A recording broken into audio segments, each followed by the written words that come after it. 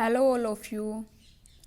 तो आज हम देखते हैं डाइलेक्ट्रिक कांस्टेंट पैरुवैद्युतांक क्या होता है। जो हमने पढ़ा एप्सिलॉन नोट पढ़ा, एक एप्सिलॉन आर पढ़ा और एक एप्सिलॉन पढ़ा।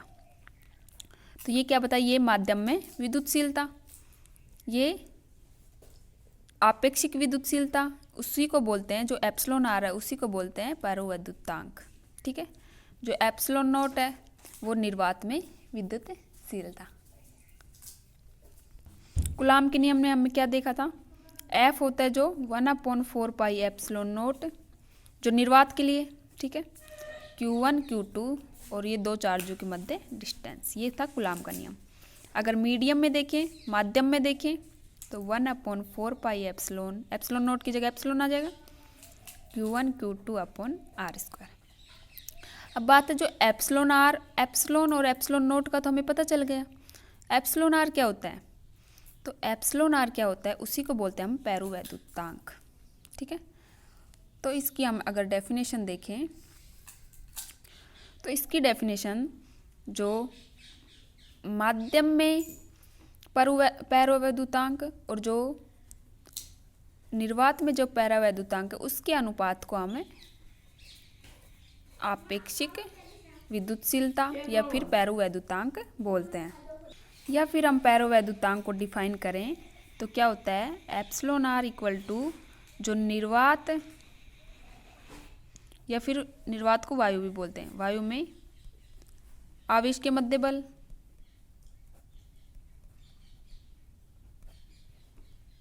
ठीक है, अपॉन जो माध्यम में आवेश के मध्य बल,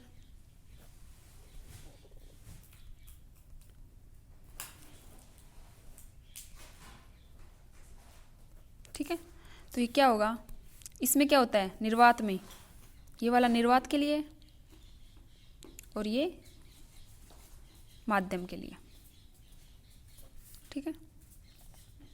तो ये क्या होगा 1/4 pi epsilon naught Q1 Q2 upon R square. ठीक है, माध्यम में देखें तो 1/4 pi epsilon Q1 Q2 upon R square, cancel पूरी टर्म, ठीक है, 4 पाई से 4 पाई कैंसिल, एप्सिलॉन ऊपर चला जाएगा और ये नीचे एप्सिलॉन नॉट।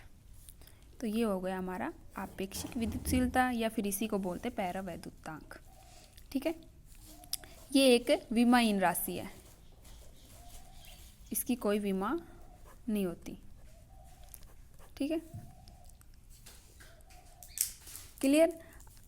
अगर यहाँ क्वेश्चन में एप्सिलॉन की जगह एप्सिलॉन नोट एप्सिलॉन आर लिखा भी जा सकता है, क्योंकि यहाँ से अगर एप्सिलॉन निकालें एप्सिलॉन नोट और एप्सिलॉन आर होता है।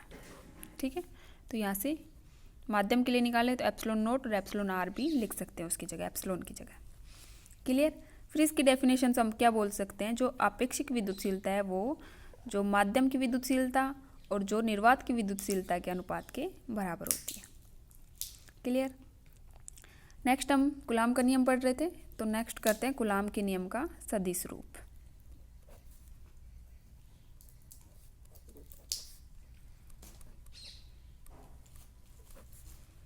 सदिश रूप, ठीक है, देखते क्या होता है।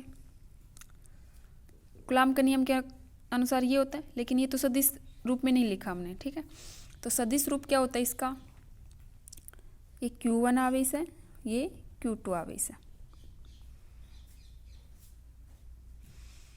यहाँ से ये सेंटर पॉइंट है, Q1 आवेश की सेंटर पॉइंट से दूरी R1 वेक्टर है, Q2 पॉइंट से R2 वेक्टर है। ये अगर निकालें R1 R2, ठीक है, यहाँ से अगर R21 निकालें तो ये क्या होगा R2 vector minus R1 vector. Clear. R21 R2 minus R1 vector, अगर इसका मोड लें R21 तो R2 vector minus R1 vector का मोड।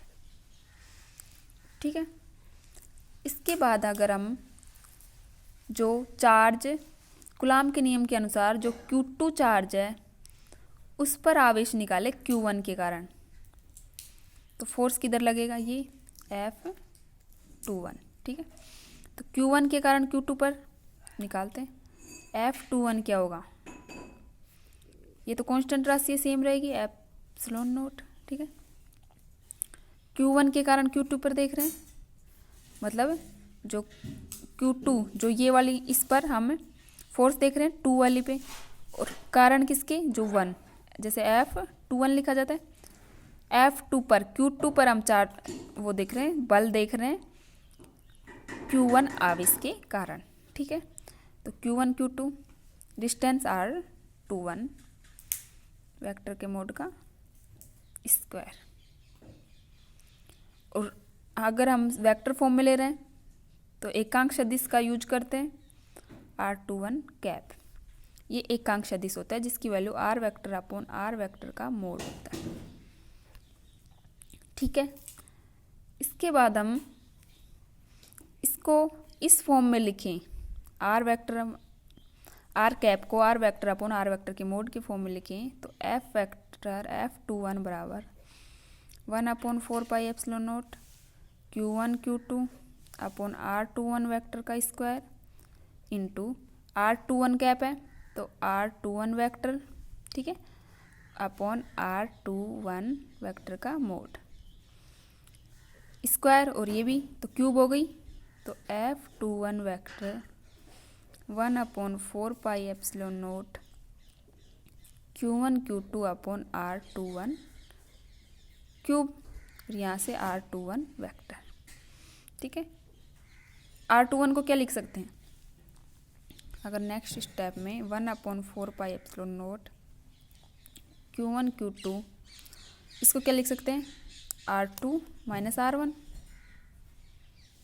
मोड का क्यूब, इसको भी R2 माइनस R1 वेक्टर।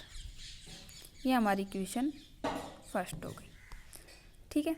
इसी प्रकार अब तो Q1 के कारण Q2 पर बल देखा, इसी प्रकार हम जो Q2 आवेश के कारण Q1 पर बल देखेंगे।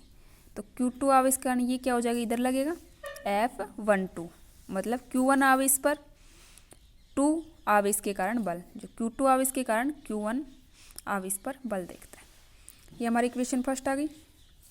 अब F12 देखते हैं, यहाँ करती हूँ। अगर F12 देखें तो क्या आएगा, चलो नेक्स्ट पेज में करते हैं। F12 क्या आएगा हमारा, ये सेम वेक्टर फॉर्म में देख रहे हैं 1/4 pi epsilon naught Q1 Q2 R12,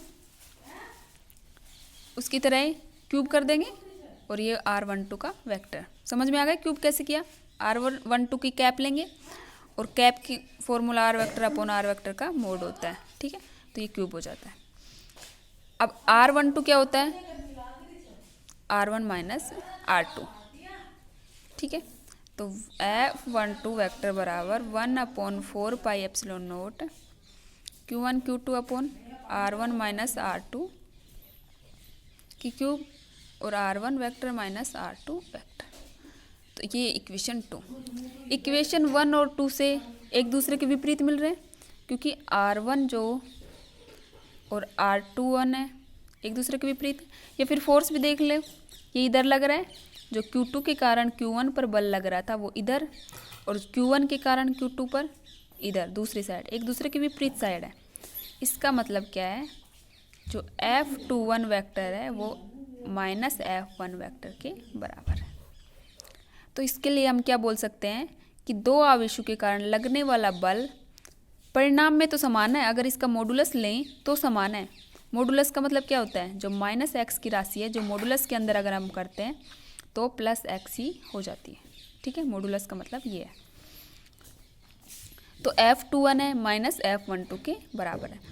बल परिणाम में तो समान है, अगर मॉडुलस करें तो समान है, लेकिन विपरीत दिशा में कार्य करते हैं। दिख रहा है डायग्राम से, ये इधर कर रहा था, ये इधर, विपरीत दिशा में कार्य करते हैं, ठीक है। तो ये था हमारा कूलाम के नियम का सदिश रूप। ओके, तो कल करते हैं हम इससे नेक्स्ट।